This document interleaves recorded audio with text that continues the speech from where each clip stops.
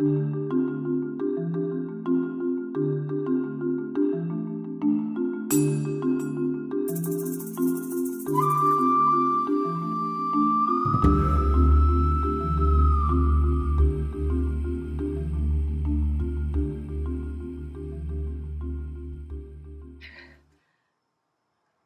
am here with a really fun video using these awesome Danse Macabre stencils from Beatrice Caron. And as you can see, I have a huge mess here. So let me try to show you what we're doing. Show you the overall thing is going to be a banner.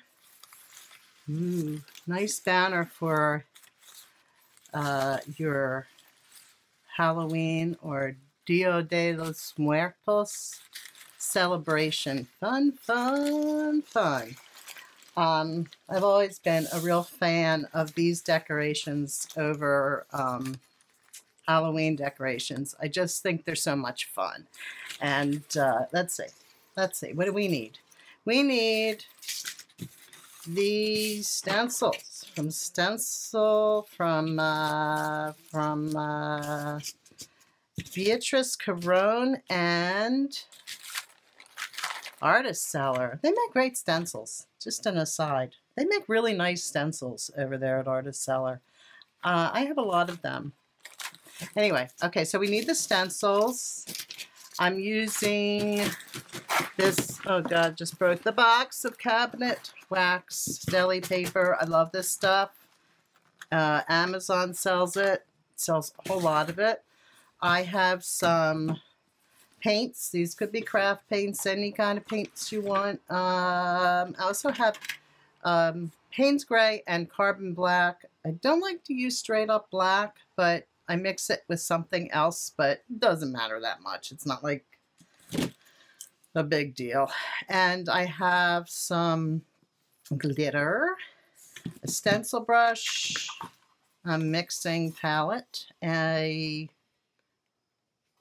credit card, my old driver's license, scissors, and let's get started. Okay, so right away, what we're gonna do is, oh my God, this glitter is everywhere. I'm not a fan. I am never a fan of glitter. But, you know, sometimes you need glitter. So here we go. So I got these three colors, and if I use all three, I'll get mud. Such as, I don't know, can you see that? Here. That's brown, but you know, whatever. So use the, you know what I really need is a piece of newspaper down here. Hold on. Okay, back with the newspaper, because you're gonna, this is like super simple. I'm gonna use red and yellow together on this one. You could use red and blue, and you'd come up with kind of a purpley one. I hope you saw my brilliant technique there of dripping some paint on the paper. Yeah, hard stuff. But this is just to get a background going there. And go ahead, get messy, have some fun. Okay, and put that aside. Self here, and here's one. That's done. Okay, so let's do the paper cutting now. I can just fold it in half. Okay, it's kind of a good idea to, it's like not a bad idea, to see, sort of guess how much you have. You could even flip this over and draw a black line around it on the back so that you know where you're cutting isn't going into the area where you want to stencil, but I'm sort of not going to worry about that. So I'm going to fold this in half once and fold it in half again. If you don't mind your top area, let me show you what I mean by that. being trimmed out. You see how these are not trimmed? This is kind of confusing, isn't it? But these are not trimmed, and I think probably that's the best way to go to give some stability at the top of your banner.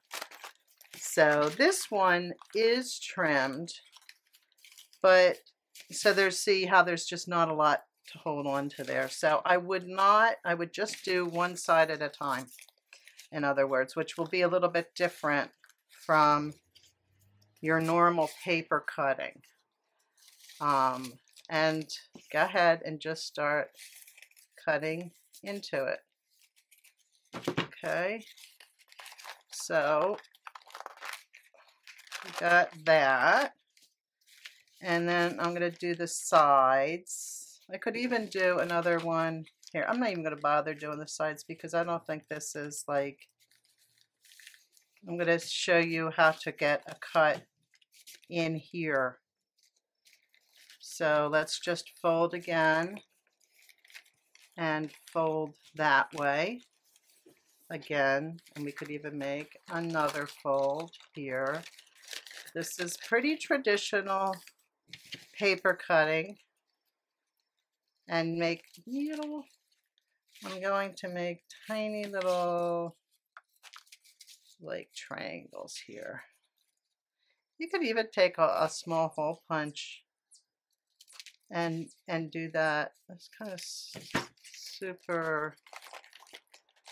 Let's see how that came out. You see, you want to leave, make sure you leave enough space between each cut, but that's kind of fancy. It looks kind of nice.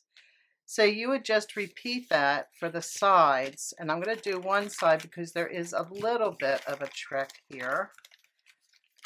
I'd actually call it a trick, but you fold down just to the area. You wouldn't fold it all the way down, just fold it down to the trimmed area, and you can fold it again, and you could even fold it again, and you could do something like just that. Let's see how that looks. So, and then repeat for the last side, and you have your cutting done. All right, so let's put that aside. And let's pull this one out. This has already been cut.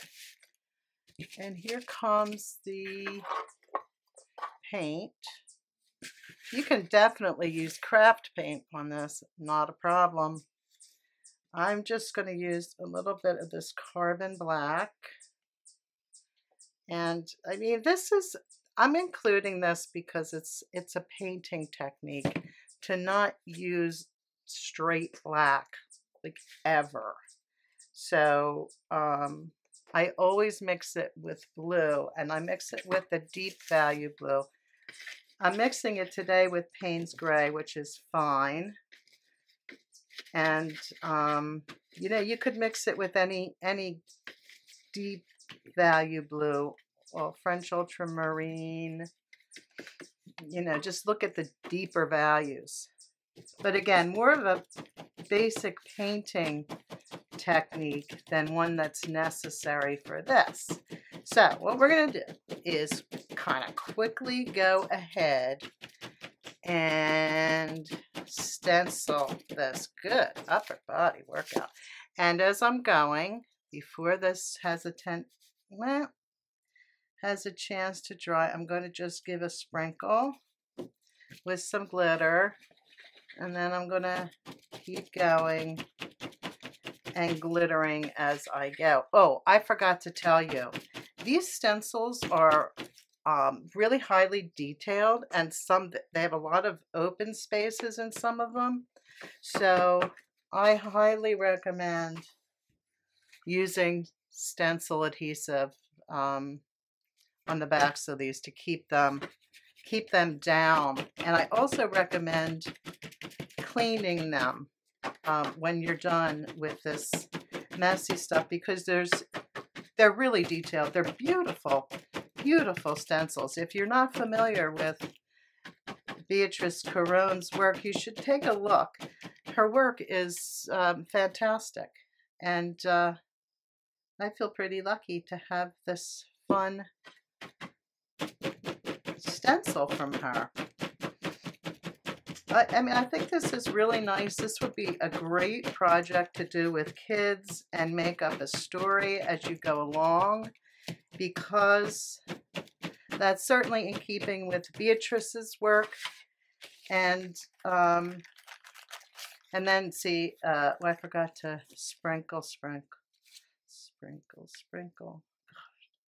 I hate glitter. It gets everywhere, only because it gets everywhere. And you can see it's really simple to pull that off. This seemingly delicate paper, even with, so you can see how nice that comes out. So let these dry, and then you just flip down the top. I've got a little, you might want to have some tape on hand, because some of these can be a little bit hard to, a little delicate. And then I just happen to have this stuff. I don't even know what it's called. It's around, it doesn't matter. It's a ribbon. Any kind of ribbon would do. And then you just sort of, let's make sure I'm at the end here. I did this paper cutting project, not exactly like this. It was just a paper cutting project with a bunch of kids this summer, and they really enjoyed it. And I think in general, this is just a real fun thing to do. And again, I really love these stencils from Beatrice Caron. So I think this will be a real fun Halloween decoration.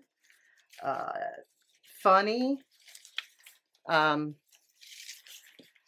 fun to take this and maybe do it with your kids, do it yourself.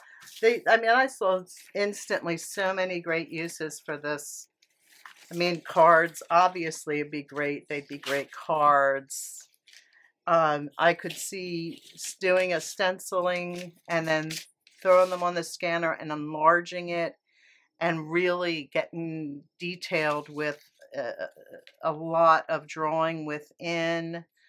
I just think they're fabulous, fabulous stencils with a lot of possibilities, including this awesome banner. So I hope you enjoy it. I'll have a list of the supplies over on my blog, www.dianatrout.com. You know, like me on here, like this video and all that business. It really helps me out if you do that.